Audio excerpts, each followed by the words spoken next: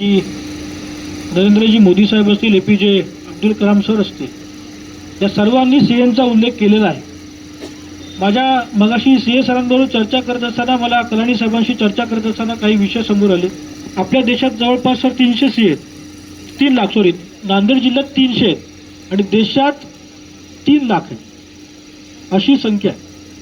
आणि आपल्या बेलुली तालुक्यात एक सीए आहेत, ते म्हणजे आपले सौरभजी बेजगमवार. आणि ते जसं सुनील शेठ यांनी सांगितलं, त्यांना एक वडीलधारी नात्याने त्यांनी सांगितलं की काका, त्यांनी विचारलं, सल्ला घेतला काकांचा.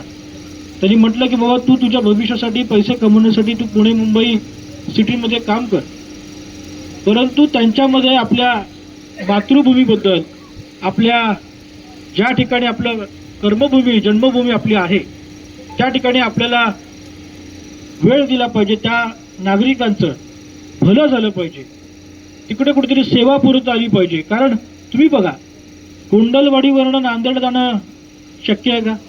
जायला किती वेळ लागतो? आपला वेळ त्यांनी वाचवला. म्हणजे तुमच्या एका फोनवरती ते तुमच्यासाठी इथे अवेलेबल राहणार आहेत या ऑफिसमध्ये. आणि तुमचे जे कुठले सीएचे कामं असतील, आता RTI दाखल करणं हे प्रत्येकाला नेसेसरी झालेलं आहे. प्रत्येकाला एका ठराविक आपल्या इन्कम नंतर प्रत्येकाला RTI दाखल करणं हे गरजेचंच आहे. त्यामुळे शेतकऱ्यापासून ते मोठमोठ्या व्यापाऱ्यांपर्यंत प्रत्येकासाठी ही महत्त्वाची गोष्ट आहे. आणि सौरभजींकडे फार मोठं कौशल्य आहे, एक जिद्द आहे, एक चांगले तरुण आहेत. ते आज आपल्या मार्केटमध्ये आलेले आहेत. ते आज व्यापार सांभाळता सांभाळता या क्षेत्रात आज ते काम करत आहेत. खूप मोठी गोष्ट आहे.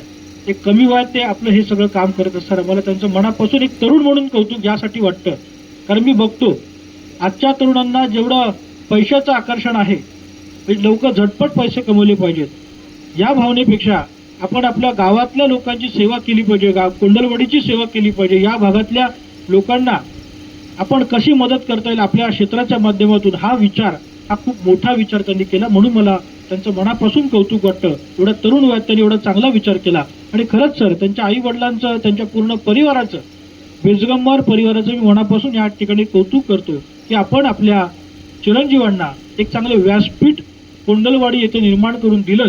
त्याबद्दल मी आपल्या मनापासून, पूर्ण परिवाराचं, बेजगम परिवाराचं मनापासून एकदा कौतुक करतो. आज आपलं कुंडलवाडी हे व्यापाराचं केंद्र म्हणून ओळखलं जातं. इथे भरपूर व्यापारी आहेत, मोठ्या संख्येने आहेत. देगलूर, बिलोली या दोन्ही तालुक्यामध्ये कुंडलवाडीमध्ये सुद्धा मोठ्या प्रमाणात व्यापारी राहतात. एक चांगला विचार या ठिकाणी त्यांनी आज घेऊन आलेले आहेत. या सर्व व्यापाऱ्यांना सीएनची नक्कीच आवश्यकता लागणार, मला सुद्धा लागते. त्यामुळे चांगलं कार्य त्यांच्या हातून घडणार आहे. आणि एका कमी वयात त्यांनी चालू केल्यामुळे पुढे त्यांना भविष्यात खूप एक मोठा स्कोप आहे काम करण्याचा. निश्चित ते चांगलं काम करतील, मला याची खात्री आहे. आणि आज आपण सर्व कुंडलवाडी वासीय, त्यांच्यावरती प्रेम करणे, आपण सर्वजण एवढ्या मोठ्या संख्येने उपस्थित झालात, हीच एक मोठी साक्ष आहे की निश्चितपणे ते भविष्यात एक चांगले यशस्वी होणार आहे. त्यामुळे माझ्या परिवाराकडून त्यांना भरपूर साऱ्या शुभेच्छा आहेत. कायम ते मोठे होत राहावेत. आणि कुठेतरी आमची पुढे मदत जर लागली, आम्ही बेजगमवार परिवाराबरोबर निश्चितपणे आहोत, या प्रसंगी आम्हाला सांगावंसं वाटतं. एक चांगलं व्यापार क्षेत्रात काम करावं, आणखी राजकीय क्षेत्रात आपण काम करावं, समाजसेवेमध्ये आपण काम करावं. आम्ही आपल्या नेहमी सोबत आहोत, मला या प्रसंगी आपल्याला सगळ्यांना सांगावंसं वाटतं. पुन्हा एकदा मी जास्त वेळ घेणार नाही. इथून शांतता कमिटीची बैठक आहे गणपतीच्या अनुषंगाने, आणि त्यानंतर अन्य कुंडलवाडीचे